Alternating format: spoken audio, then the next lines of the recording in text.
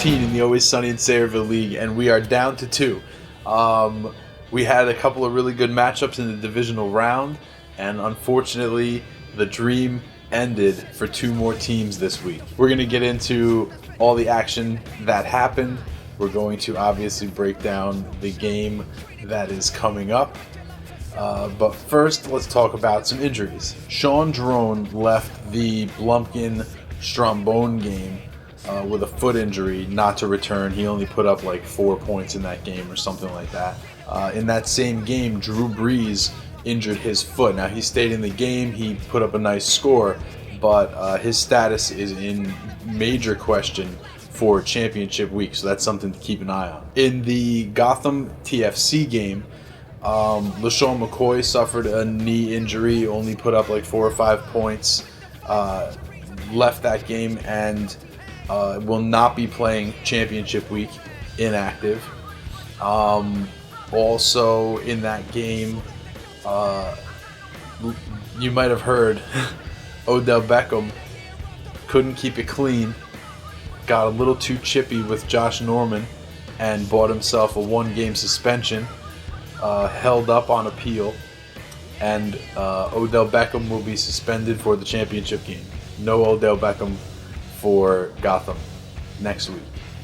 High score this week was wide receiver Antonio Brown, who blew up for 46.9 points for the Rusty Strombone in his game against Team Blumpkin, which, by the way, Rusty Strombone won by a score of 143 to 105.7. As I mentioned, Antonio Brown led the way with 46 plus points. Drew Brees pitched in 26.7 points, even though he did get injured in that game, because Drew Brees is a bad man. But the Rusty Strombone did have 4 players scoring in single digits. There was a little bit of an unbalance. He had 70 plus points from 2 players, and then 70 plus points from the whole rest of his roster, which is like an average of 10 or so points per other player.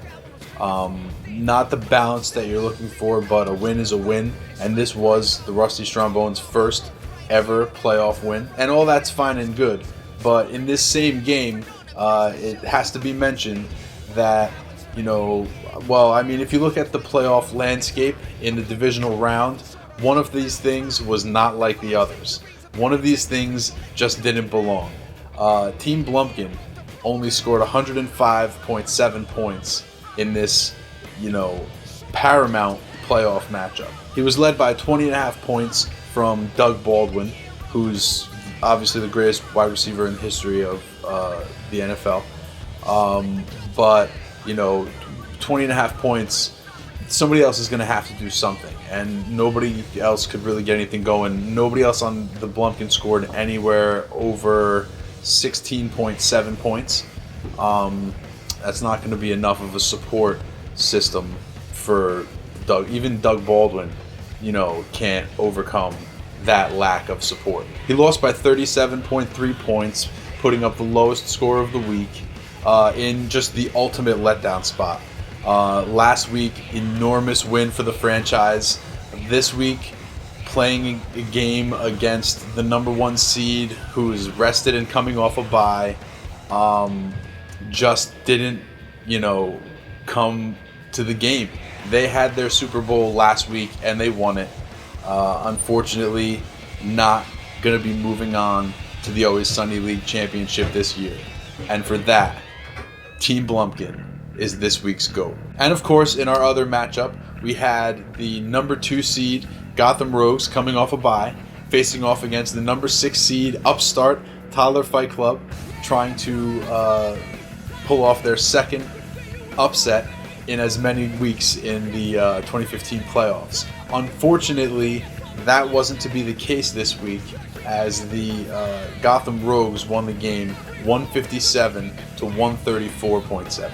Now, Toddler Fight Club got another MVP effort out of Cam Newton, who put up the second highest single player score of the week, 41.6 points.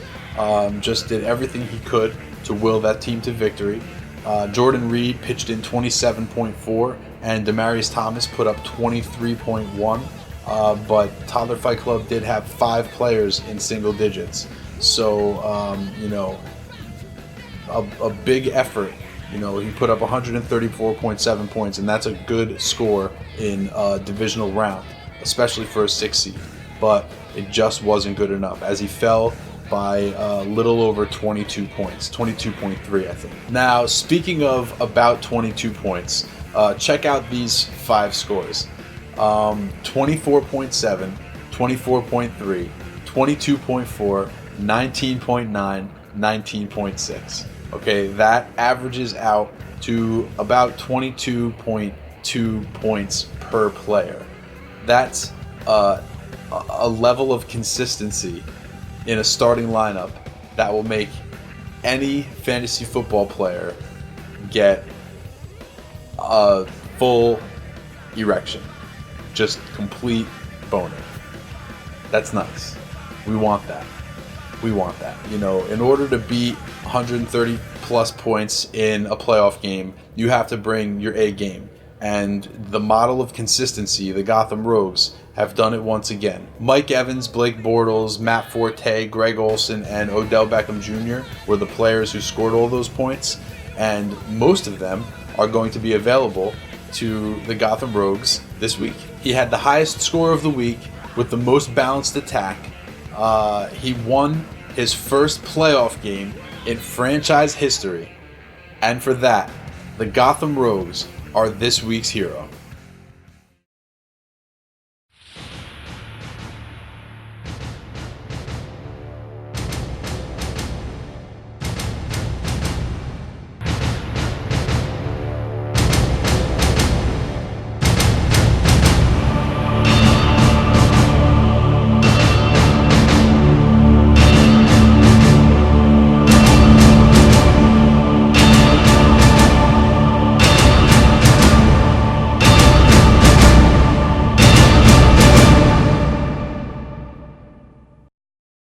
Alright guys, key matchups.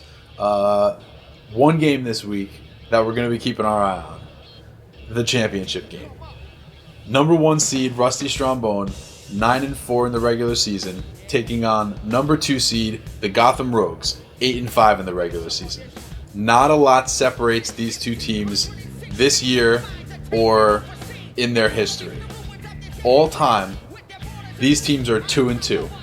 Each team has won 2 games and lost 2 games. This year, 1 game separated them in the standings, and 1.4 points separated them in total points. The Rusty Strombone scored 1699.9, and the Gotham Rogues scored 1698.5. They're very evenly matched. I don't know if I could, break down the differences myself. So for the championship week breakdown, we go live to the field right now to your special guest analyst, Mr. Albert Pirro from the Toddler Fight Club. Thanks, Dave. Albie here from the Toddler Fight Club. Just got ousted in the playoffs myself to the Gotham Rogues. Your future champ, but we're not going to go there yet. All right, so this week I have your matchup special set up. Rusty Strombone, the number 1 seed. Congratulations on your first ever playoff win. Big round of applause. First time for that. It's a big deal. Welcome to the party. Also, Gotham Rogues, your first playoff win. Welcome to the party. All right. Maybe next year the rest of you guys will step up your game and make the freaking playoffs. All right. So we have a 9-4 Rusty Strombone and an 8-5 Gotham Rogues. The point matchup, I think Dave has already gone over. They're right on point with each other. They're like separated by about 1.5 points. It's ridiculous. Their all-time matchup is 2-2, head-to-head. It's crazy. They both had guys die on their team this week. You got Breeze is bruised up, McCoy is out, and OBJ is out, and it's freaking mayhem in the league as usual. So let's go right to the breakdown for the week. Quarterbacks. Quarterback is going to be a tough one. You're not quite sure what Breeze is going to do yet. I know we got either Kirk Cousins or Fitzpatrick in that matchup. But honestly, it doesn't matter. It doesn't matter because the Gotham Rogues have Blake Bortles going against New Orleans when he just likes to destroy terrible defenses. And he's actually been a really good fantasy quarterback this year. Edge, Gotham Rogues. That's going to be a theme here. Edge, Gotham Rogues. All right, so then we got the running back matchup. So he had Lashady go down, right? LaShawn McCoy goes down, but he has 2 other cowbells on his team. Thank goodness. So he's got Forte and Latavius Murray. He puts Murray in. What does he do? 79 yards and a touch, 22.7. There you go, Rusty Strombone. I jizz on your face. And he's got Matt Forte also. So you have Murray and Forte going against Bernard and Carlos Williams. Now, early in the year, Carlos Williams, total touchdown shark, stealing Shady's touchdowns anyway. Really nice to have. But honestly, Gio Bernard against that Denver D, poopy doops, you lose. Edge, Gotham Rogues. Then we're gonna go to the wide receivers. And the wide receivers, this should be a huge deal. OBJ is out, suspended for acting like a dick against Josh Norman. That's partially the fault of the referees, but that's another story for another time, right? He still has DeAndre Hopkins, the other best receiver in the league, not named Antonio Brown. Oh, but the other side has Antonio Brown. So we call those 2 a wash, which puts Mike Evans and Deshaun Jackson head to head. All right, we'll call it even. We'll call that one even.